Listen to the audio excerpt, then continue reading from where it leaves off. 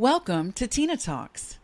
Today, we have a very special guest, and we are going to discuss what is ISO 9001 and why should you care?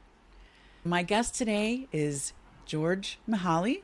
He and I have worked together for several years at my former employer, his current employer, and I don't hold anything against him for that. I'm very happy that he found a wonderful place within the organization. And he had a lot of experience before he came to us in ISO 9001. And so I thought he would be perfect to chat about it and give a perspective that I don't necessarily have on the manufacturing side of the table, where I'm primarily a services provider expert. So, welcome to Tina Talks, George Mihali. Hi, thank you so much for having me. I'm excited to be here. Let's Absolutely. discuss some riveting ISO business. I know, George. We love having talks about quality, having quality talks, if you will. So, I just wondered, how did ISO 9001 first show up in your world? Yeah, absolutely. So it started with my previous job. We were a very small company when we started. I think we had about 25 people. But as the company started growing, it became apparent that something extra was needed, not only for our own internal purposes to improve our processes and how we did things, but it became a requirement that a lot of our customers were demanding of us in order to do business with us. So uh, a talk was had, and the decision was made to pursue ISO 9001, and that's how I Is first there became aware of it. is there a reason why ISO 9001 was selected? Were there other options that you guys were looking at, or was ISO 9001 specifically your customer's requirement? It was particularly the customer's requirement. Uh, with us being a distributor at the time, delivering to manufacturers, most, if not all of them, had some sort of ISO requirements for quality of product. So uh, it was less risk for them to do business with an ISO certified company than not. So uh, yeah, really wasn't any other options. Okay. So it really was a business decision before you realized how beneficial it could even be. Absolutely, absolutely. All right. So when you guys had that conversation, your organization, were you a part of the decision making, or was it sort of flowed down to you?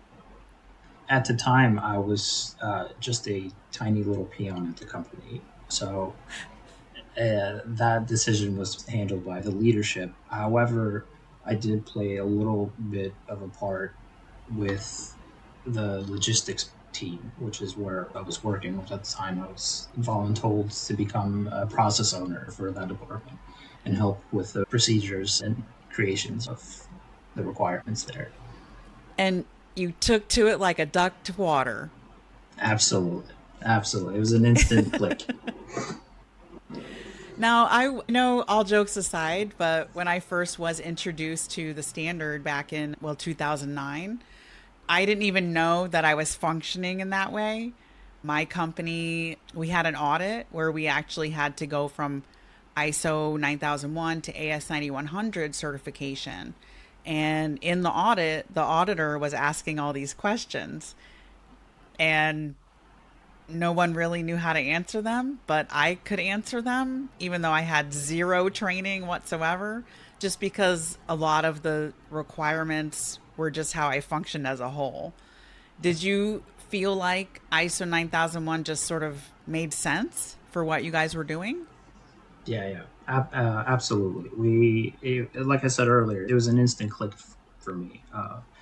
A click that I think eventually led to me taking over the compliance role for that company, just because it was sort of second nature. Yeah. Sometimes I think, well, sometimes I don't understand why other people don't get it because it's just how my brain works, right? Right. So I think the Hmm. same applies to you. It's just how your brain works. Like it should be organized in this way, and these are the things you're going to keep track of. And why doesn't everybody know that? Right. Right. Right. The framework.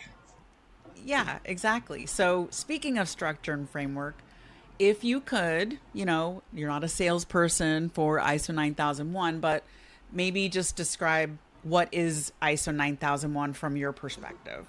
Yeah, it is essentially a framework of guidelines for a company to properly maintain a quality management system. It's broken down into specific sections or clauses that tell you not necessarily what to do, but how to do it. There's a specific term, I think they call it non prescriptive, right? Yeah, They I was tell going to you say it's what to not do. prescriptive. It Yeah, sort of says, here's where you should end up, and it doesn't necessarily tell you how to get there, but it wants, certain records as a result of a certain process. exactly. And so that's been my experience too. But what I love as I learned more and more about it, and I've been doing research for Matina Talks, that ISO 9001 really is sort of the mother of all quality management systems, no matter what industry, no matter what product, service, software, whatever it might be. ISO 9001 is really just, to me, a great business framework for how companies should work as a whole, even outside of quality management, which I think a lot of times gets bundled into this, oh, we'll send that to the quality people, like it's separate somehow from the rest of the company. It's not. Quality should be embedded or it's not really happening. Hmm. But, I just thought it made sense with how a business should function. Yeah, That's yeah, Tina's opinion. Tina's 2 cents right there. absolutely. So, how did you feel like it was really applicable to the job that you were performing there, especially after you got into the compliance role? It really just made sense as a company that was growing rather rapidly at the time. It it made sense for them to have a set of processes broken down that just told the rest of the team how things function, how what to do if something went wrong, and ultimately, which I believe is the goal of ISO. It allowed us to deliver better products to the customer and increase that satisfaction from them. So yeah, That's great. And you were saying that you actually were a distributor. I misspoke. I thought you were manufacturing stuff. What does that mean from a business process framework? Like, what did your company do? You don't have to be specific. You don't have to name names. Let's protect the yeah. innocent. But, what kind of things were you guys involved in? We were essentially the middleman. We brought in large quantities of mainly aluminum, some steel from overseas, and then customers would reach out to us. They couldn't use the full size of it, so they bought a coil or whatever medium was used, and then they would manufacture it and they would cut it down to whatever size they needed it, and sell it to even smaller customers. Okay. So you were kind of wholesale Wholesale. wholesale importer for major materials. Oh yeah, yeah, yeah, yeah, Wow, that's absolutely. pretty We interesting. There's probably a handful of companies whose material I set up the deliveries for them. Yeah. Oh, Hmm. are you willing to name any names? Let's probably let all pool cages. Those pool cages made of aluminum. Yeah. I'd argue a better majority of that. Okay. Well, those are certainly handy. I live in Florida and I know you do as well. So Hmm. we certainly see a lot of pool cages in the Yep. neighborhoods around town. And I know that, as a Floridian, I really appreciate those pool cages because it keeps the debris out of the pool and, stuff like that. And, you know, kind of keeps it private. But that's pretty interesting. All these years I've known you, I didn't even know it was related to that. Hmm. So that's pretty cool. That's pretty neat. Awesome. What kind of transformations did you see within your organization? You said it helped you, like you felt like it helped you deliver better product. Better What product. do you mean by that? Like maybe dive into that a little It, bit. it was, I mean, having a clear, defined process. And I'll take what I used to do at that company, the logistics component, right? So setting up deliveries and pickups and things of that nature. Having a clear set of guides or procedures of how to handle shipping material to a customer helped us minimize issues or defects that would come up. You know, at the time I had a team of 2 to 3 people working for me, and before we began that process, each one of them was doing it their own way because A we little differently. just yeah. And so having a standardized way of doing it um, allowed us to better identify and where an issue would come up, and then we could address that where that issue happened instead of trying to figure out who did this, where did it come from, you know. Right, because it could have been something different since you had, say, three people, three different processes happening for the Mm-hmm. same process. So I certainly can understand that. That would be a lot to deal with. I can't imagine if everybody in the company did something Yeah.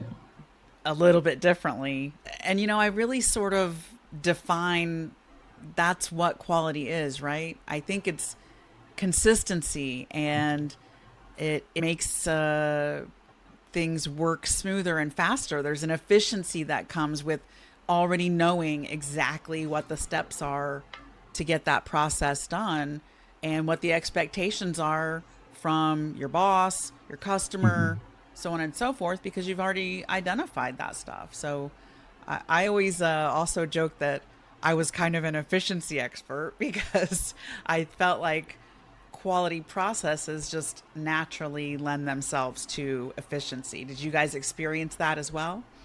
Certainly, certainly. Just well, like I said, having everyone follow the same set of rules led to more material being shipped out, which ultimately led to more money in our pockets. So, Profit's a good thing, right? mm-hmm. Nobody complains about profit. Awesome. So then I know when you switched over to more of an aerospace services provider, what were the major differences that you saw and or what were some similarities that you saw in regards to how, ISO 9001 and AS, but it's all Mm-hmm. inclusive, were implemented at that organization? It was a complete culture shock for me to swap over, um, because my previous company, they were still learning how things worked and still figuring it out. So swapping over to an AS 9100 compliant company, certified company, where someone had built a very impressive system. Uh, Not naming names. There's Tina. No, no.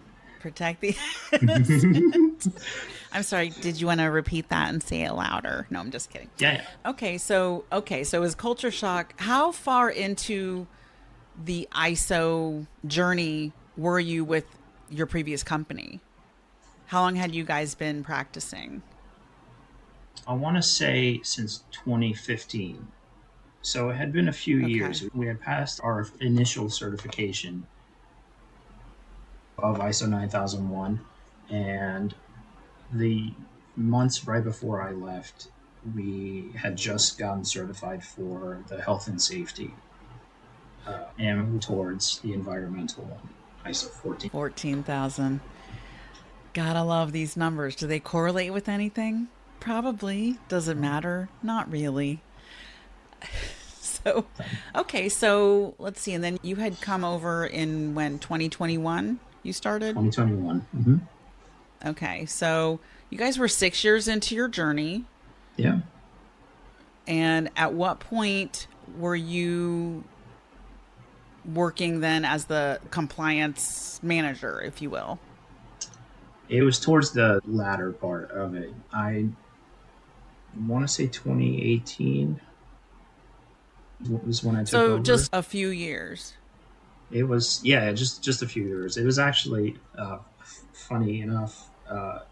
2 months before the previous quality manager quit, uh, and 3 months before the recertification audit. Okay, my boy knows when to depart or figure Yeah, out yeah. what his next steps are.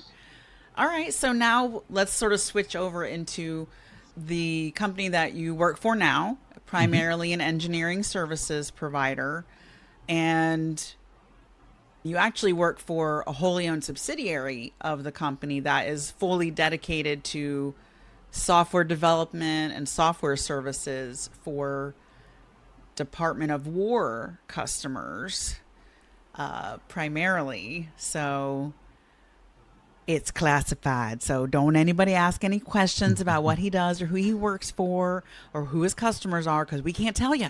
He's not going to tell you. I'm not going to tell you. We're going to protect that. Okay. Thank you. But you said it was sort of a culture shock when you came over. Why do you think that is? It was very clear very quickly and very early on how much more mature the quality management system was. Based on where I came from, there was a lot of turnover in that role. And so every time somebody new would come over, they would start doing it their own way and shifting gears around. Where here, it was it's just a way to do things. And it had been like that for a very long time prior to me joining. So it was second nature to everyone. Yeah. It was just part Um, of their job. yeah. Well, I think that's sort of how I helped build it. So we went down the ISO journey in 2007 and then the AS 9100 journey in 2009. So when you came on in 2021, we're pretty much, we're over a decade in. I had been there for quite a long time and part of that journey. And, we really worked to make it just part of the culture. It was great there because there was a lot of top management support at the facility where you worked at before, where you handled more of goods, materials. Was there top down support there, top management support? There was support where it mattered. And what I mean by that is the CEO was all in, and the COO Okay. was all in. Everyone else kind of treated it as sort of, oh, now we have to do this thing Additional duty. also. Yeah. Yeah. And so that was the speed bump that we were running into quite often. Yeah. It is certainly a change in culture. I'm really glad you brought that up because it's so interesting when it is a part of the culture that people don't even question that, of course, I'm going to follow these rules or follow this structure because that's how you do it. That's just how you do Yep. that thing. And I do think that that takes time. I honestly think it can take, you know, at minimum 1 to 2 certification cycles, which is a Mhm. 3 year cycle. So realistically, you don't make culture overnight. It's just not that's just not how it's done. So it's really important to have that top management support. So I'm glad you had that. I think in your case, some of the issues that that organization might have had from a culture perspective, or that the quality manager, the person who had responsibility for the implementation, if that person changed sort of mid cycle, you can still meet minimum requirements, but there's the way that you implement and the way that, things get flowed down to your employees can be significantly different. So that certainly doesn't help with making something part of a culture or a value that's going to stick if you're changing how you're doing Yeah, yeah. something all the time. So that is definitely a challenge. What other industries do you feel like would benefit from, ISO 9001 and at least compliance with the standard, yet alone certification? Do you have any opinions or insight into that? I wouldn't say opinions. I mean, this type of cert can benefit any company. What we were talking about earlier, having that where it doesn't dictate, how to do things to a company.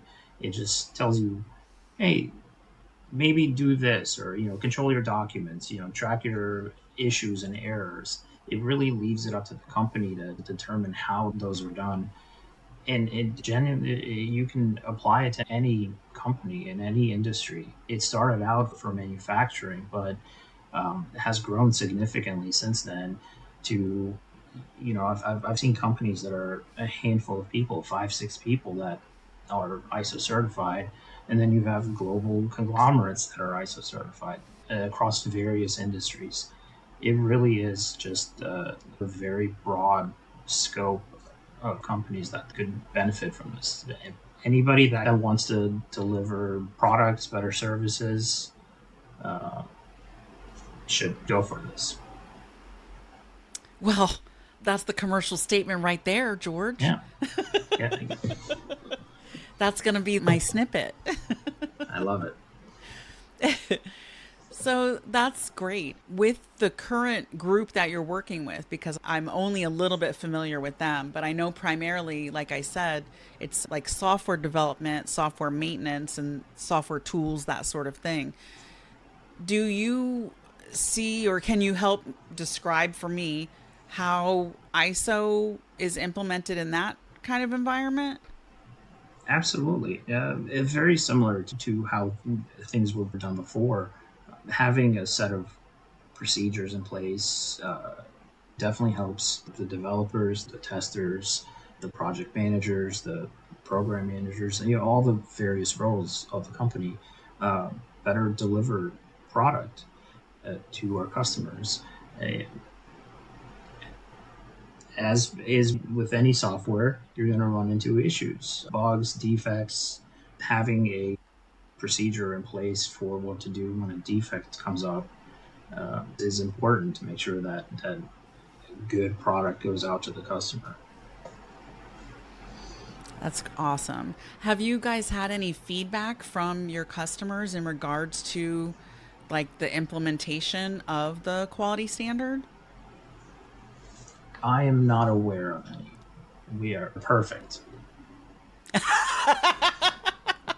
Oh, I see. So I understand. I'm sure that all of your CPARs reflect exceptional in Mm-hmm. all areas, right? Yeah. Okay. Mm-hmm. I don't even know what I was asking. Crazy. Crazy. Okay. And so it's actually great to have that feedback because I wasn't really familiar with how it could impact, software development as well. I think a lot of times when people think about software development or they hear the word development, they immediately want to say, oh, CMMI, which is a whole other Mm-hmm. beast and animal all by itself. So I do love that you sort of brought to light that ISO can really help with that type of organization as well. And I know that it helps with engineering services and obviously the materials world as well. Did you work in any of the roles? Were you able to work with any suppliers on, like their systems or doing like a supplier audit or anything like that? Oh yeah, Yeah, at my previous job, that was a very big part of the role was determining what materials we'd be importing. So the same requirements that our customers were putting on us, we were able to put them onto the vendors and suppliers. And uh, being an importer, a lot of times those visits would have folks go visit the mills or wherever. And unfortunately, I'm really bummed I never got to go on any of those trips. I was lucky Oh. enough to review all the paperwork though. So Hey, it's the next best thing, right? yeah. So it's just living vicariously through those people. What kind of But yeah, locations are we talking about? Indonesia, Turkey, China, Slovenia, Greece, Wow. Greece. Italy. Okay. Yeah, It's too bad you never got to go to Greece. Wink, wink. yeah.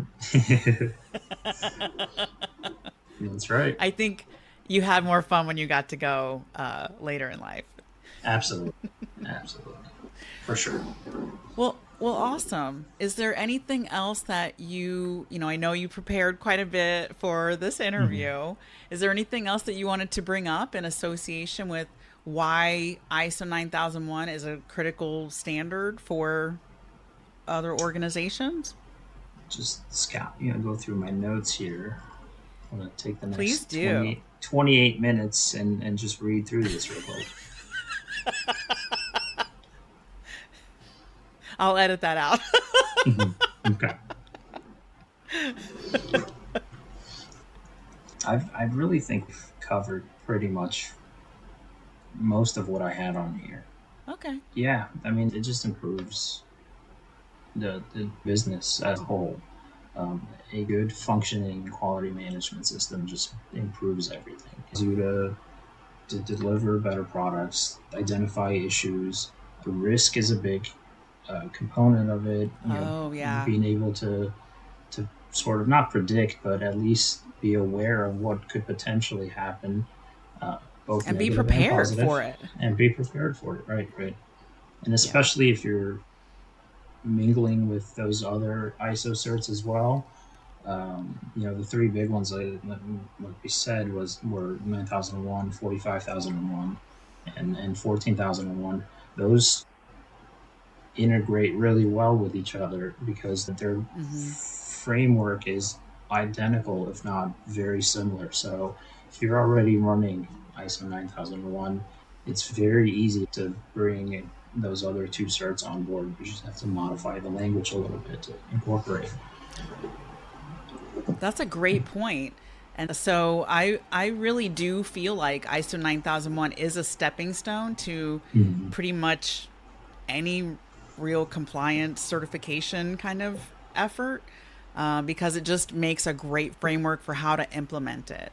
There's a feedback loop, there's, plan, do, check, act. It's got all the Mm-hmm. components of that built in, and it includes top management's involvement, or, in general management's involvement and thinking about risks. So I'm really glad that you brought that up.